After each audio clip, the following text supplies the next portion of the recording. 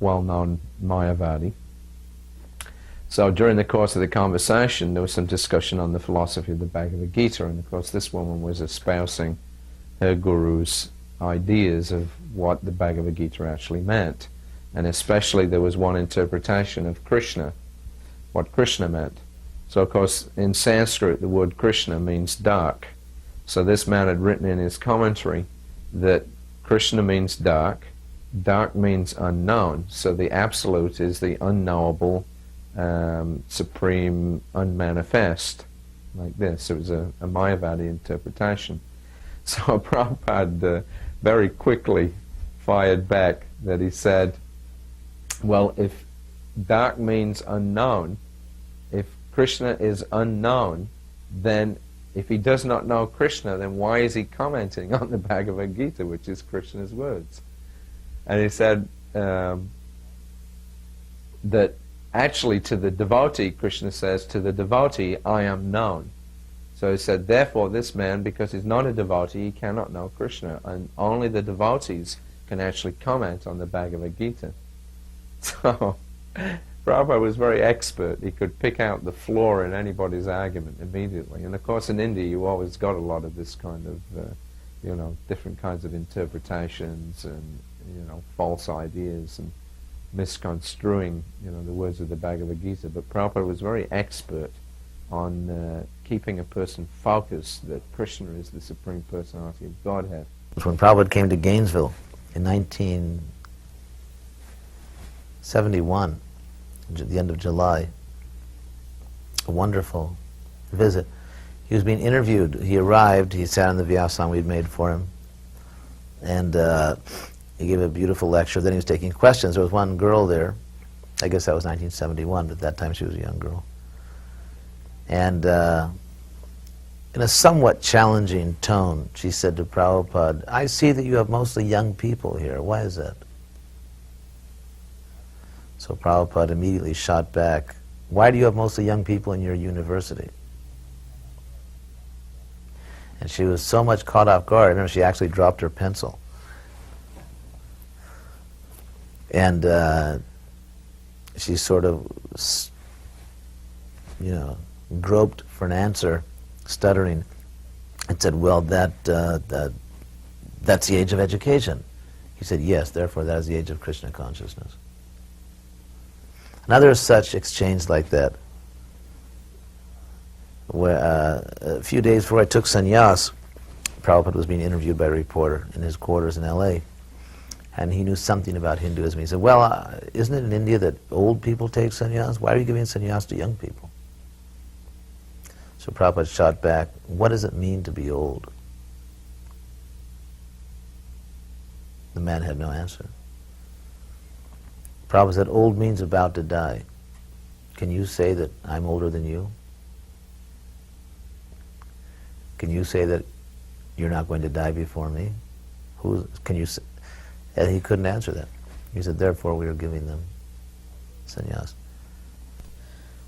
I was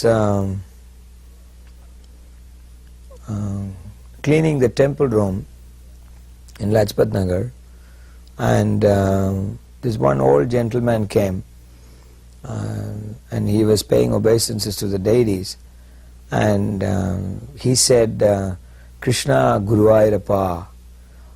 This Guruvayur is a deity in South India, in Kerala, and only Keralites and South Indians, they call the deity by that particular name and the accent. So I went to him and I asked him, are you from Kerala? He said, yes. And then we started talking in his language. My language is Tamil, that is Malayalam. So while we were talking, and he found out that, I am initiated by Prabhupada and all that. So he said, I want to become a disciple of Swami Prabhupada. And I have asked year before, and they told me that I have to be 6 months, serving in the temple. And he lifted his dhoti and showed me his leg. It was swollen up with water. And he was above 60 years old. He said, I was a railway officer, I retired, and I have big problem with my legs. And I cannot do those things that they are saying. And they said, if you cannot do, then you cannot become his disciple. So can you please do something, tell Prabhupada so that he will accept me as his disciple. So I said, I am just become disciple, and the system is the temple president has to give you recommendation. And if the temple president has told you this, then there is no question of, me doing something about that. But then I said, but you can do one thing, you can just go to Prabhupada himself and ask him. These are rules set by Prabhupada, but if he wants, he can do anything. So you may go and see him, he sees people every evening. So he said, anybody can go. I said, well, it's free darshan, everybody is going. You come tomorrow and see him. Come early, so you'll be the first person. And I told him, you bring something for him. You bring a plate with some cloth, some coconut, some flowers, some sweets and some dakshina. And you bring in, give it to him. That's our tradition. You know you're from Kerala. So he said, yes, I'll do. Next day, he came with a big plate covered by a cloth, and it was only like 4 o'clock. Prabhupada starts giving darshan at around 5. And I told him, you wait here, they will tell, and they will come. Then just about 10-15 minutes later, Harisuri Prabhu looked down and he said, if anyone is there, they can come for darshan. And he was the only person. So I said, look, you're so fortunate, there's nobody. Now you just get up and go there. And he was shivering. He was saying, well, let somebody come. I said, this you don't do. You want to get something done which is not normal. So you must be there as quick as possible and get your thing done.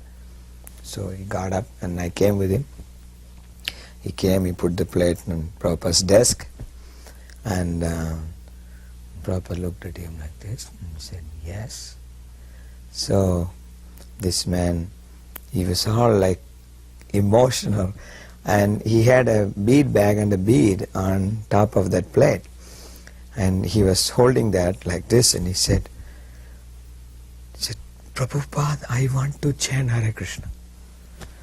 So Prabhupada smiled at him and said, so who is stopping you?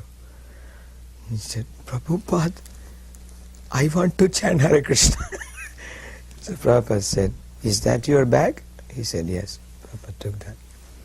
And he said, do you know how to chant Hare Krishna? So he said, I know the mantra. And he said, Hare Krishna, Krishna Krishna, Hare Hare, Hare Ram, Ram Ram, Hare Hare. Prabhupada said, yes. Took the bead out. And he did like this. Comes to the head bead. And he said, you start like this. And he said, and every bead you chant the whole mantra, Hare Krishna, Krishna Krishna. And Prabhupada went to the next bead and went to the next bead, and he chanted a whole round, just like this. And he said, now you chant, like he usually does when he gives the initiation. And I was so blissful, I thought this man is initiated without having to sweep the floor for 6 months, etc. He could have never done it because he would die if he does that. He's got like a glass bottle like leg with water. How can he ever do anything like that? So I went to meet this man after some time. After traveling somewhere else, I came back, I met this man, he was still chanting, and he's got a big picture of Prabhupada in his room. The second time when I went to meet him, he was gone. And they said to me that they couldn't take the bead off his hand. And he just chanted. In last 2-3 weeks of his life, he just chanted and he didn't do anything else. And the last week, he didn't even go to the bathroom or anything. He was just one place looking at Prabhupada's picture and chanting. And the last thing they have heard was his chanting in his mouth, and then he left. Prabhupada sometimes would joke as we entered his room, because obviously it's a very important thing when you would go into Prabhupada's room. I always considered it to be the most important event to go to before Prabhupada. So often I would come into his room very, very seriously, and he would sometimes sort of joke One time I came into his room in that very serious mood, and he looked up at me and said with mock seriousness, "Yes, what is your message?" Another time I came to his room in New York, and he was just finishing his breakfast. He was in a very jolly mood, and I was on a college preaching tour, and he said, "Oh, Hridayananda Maharaj." He said, "You were actually traveling and preaching. I'm just here eating."